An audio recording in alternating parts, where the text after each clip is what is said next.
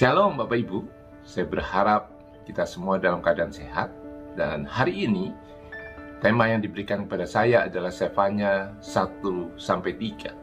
Seperti yang kita ketahui bahwa Nabi Sefanya adalah diutus oleh Allah untuk memeringkatkan untuk Yehuda dan seluruh kota Yerusalem tentang apa yang diperbuat dan itu yang menyakitkan bagi Allah. Hari ini kita tidak akan membaca seluruhnya di dalam Sefanya pasal 1-3, tetapi saya akan membacakan di dalam Sefanya 1 ayat 1-6. Ayat 4, aku akan mengacungkan tanganku terhadap Yehuda dan terhadap segenap penduduk Yerusalem.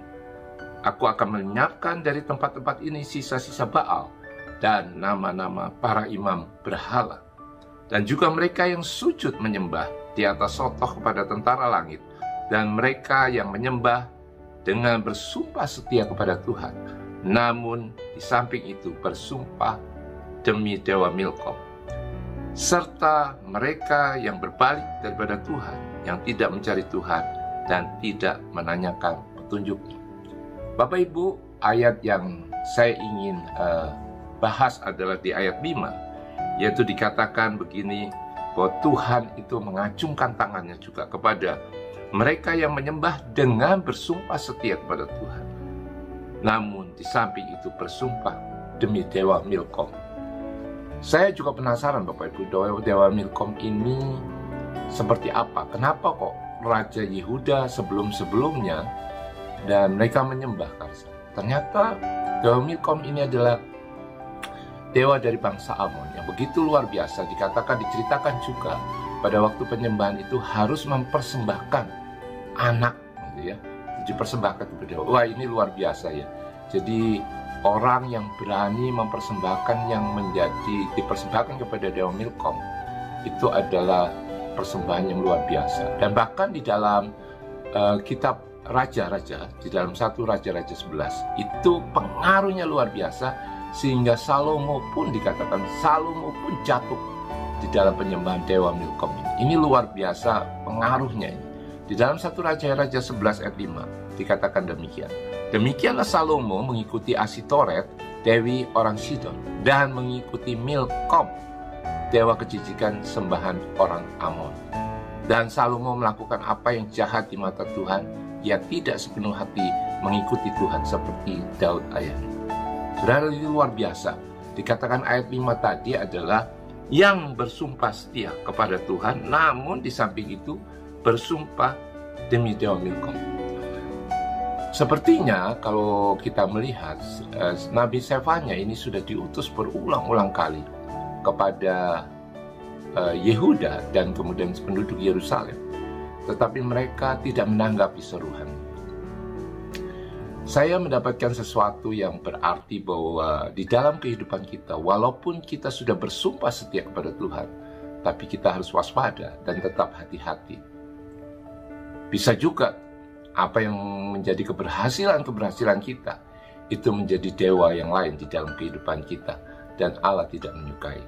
Keberhasilan di dalam pekerjaan kita, posisi kita, apakah kita menjadi seorang mulai dari merangkap staff sampai kemudian kita menjadi managing director atau president director.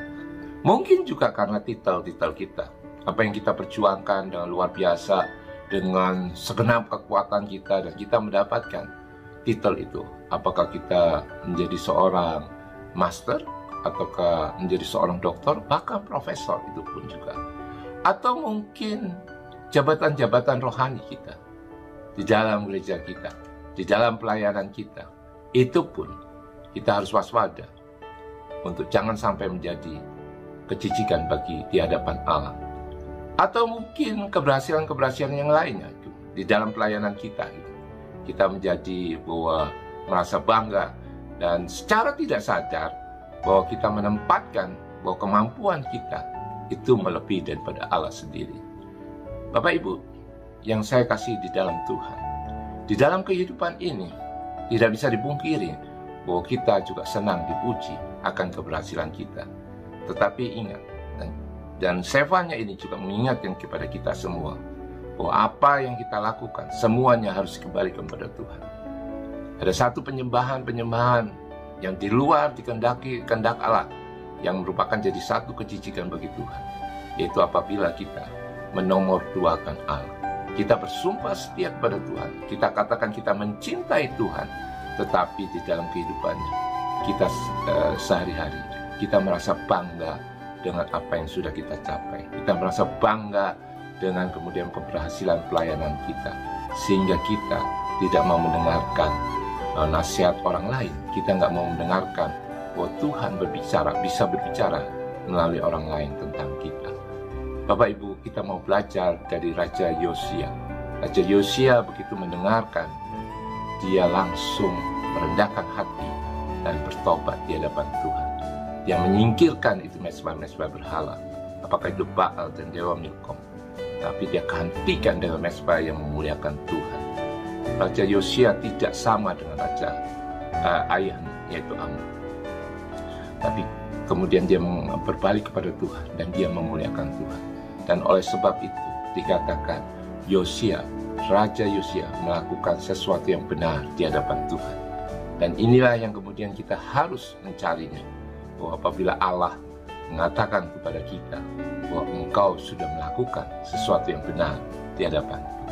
Sekali lagi Bapak Ibu, apapun yang kita berbuat, apapun yang kita capai, keberhasilan kita, itu semua karena Tuhan.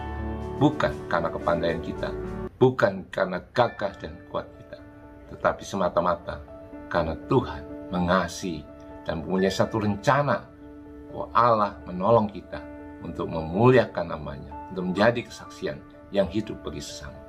Terima kasih Bapak Ibu, Tuhan memberkati.